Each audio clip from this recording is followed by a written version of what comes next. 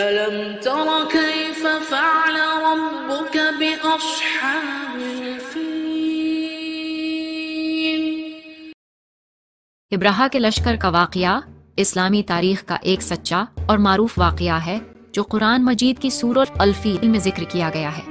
یہ واقعہ نبی کریم صلی اللہ علیہ وآلہ وسلم کی پیدائش سے کچھ عرصہ قبل پیش آیا۔ اس واقعہ کی تفصیل کچھ یوں ہے۔ ابرہا حبشی یمن کا گورنر تھا۔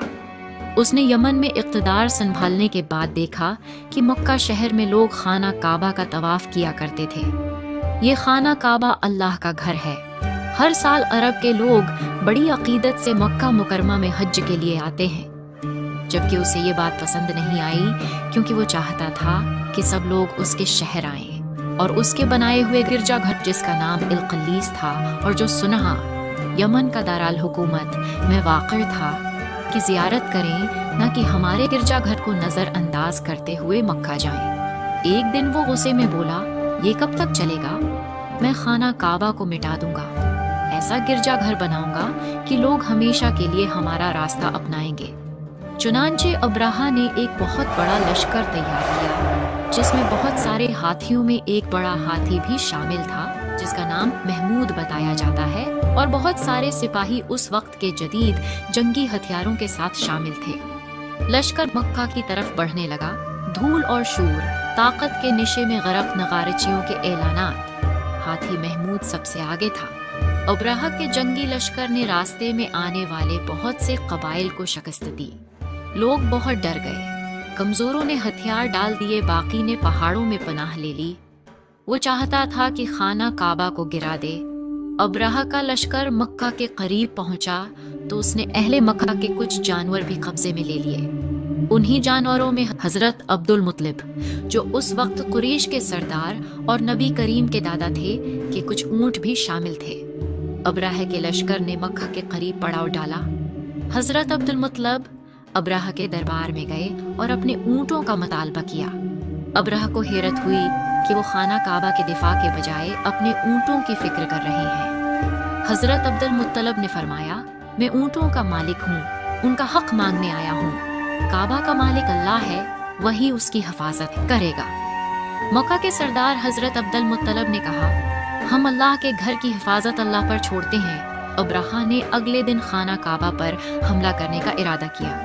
جیسے ہی اس کا لشکر مکہ کی طرف بڑھا، اللہ تعالیٰ نے ان پر ابابیل بھیجے جو چھوٹے پرندے تھے۔ ان پرندوں کے پنجوں اور چونچوں میں کنکریاں تھیں جو انہوں نے ابرہا کے لشکر پر برسائیں۔ وہ کنکریاں بہت زبردست تھیں۔ کنکریاں گرتی تھیں، سپاہوں کی چیخیں، ہاتھیوں کی چیخیں، دھول، غبار، آگ، ہر طرف تباہی کا عجیب منظر تھا۔ یہ کنکریاں اتنی زوردار تھیں کہ وہ جسم کو پار کر جاتی تھیں۔ سپاہی مرنے لگے۔ اسی حالت میں فوج واپس بھاگنے لگی اور ابرہا کا پورا لشکر تباہ ہو گیا۔ ابرہا خود بھی شدید زخمی ہو کر واپس یمن کی طرف بھاگا اور راستے میں ابرہا آخری سانس میں بولا، میں بھلا اللہ کے گھر کو کیسے گرا سکتا تھا، اور وہ عبرتناک موت کا شکار ہوا۔ اللہ نے اپنے گھر کی خود حفاظت کی۔ یہ واقعہ قرآن مجید کی سورۃ الفیل میں یوں بیان ہوا ہے، ألم تر كيف فعل ربك بأصحاب الفيل؟ کیا تم نے نہیں دیکھا کہ تمہارے رب نے ہاتھی والوں کے ساتھ کیا سلوک کیا؟ سورۃ الفیل آیت نمبر 1۔ کبھی کبھی انسان اپنی طاقت پر اتنا غرور کرنے لگتا ہے کہ اللہ کو بھول جاتا ہے۔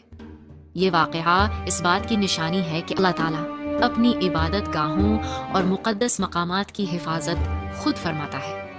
ابرہا نے سوچا کہ وہ خانہ کعبہ کو مٹا کر لوگوں کے دلوں کو بدل سکتا ہے، لیکن دلوں کا مالک صرف اللہ ہے۔ ابرہا کے پاس طاقت تھی، لشکر تھا، ہاتھی تھے، مگر اللہ کی قدرت کے آگے سب کچھ ہینچ تھا۔ جب وہ غرور کے ساتھ بڑھا تو اللہ نے نہ تلوار بھیجی، نہ تیر، بلکہ چھوٹے چھوٹے پرندے۔ ہر پرندے کے پاس صرف 3 چھوٹی کنکریاں تھیں، لیکن ان کنکریوں میں اللہ کی قدرت چھپی تھی۔ ابرہا کی فوج فنا ہو گئی۔ مکہ کے قریش کی اس جیت نے عربوں کے ذہنوں پر گہرا اثر چھوڑا اور قریش عرب کے نئے بادشاہ کے طور پر سامنے ہوئے۔ اس واقعہ کے بعد پورے عرب سے لاکھوں لوگ کعبہ کے طواف کے لیے اور بھی آنے لگے۔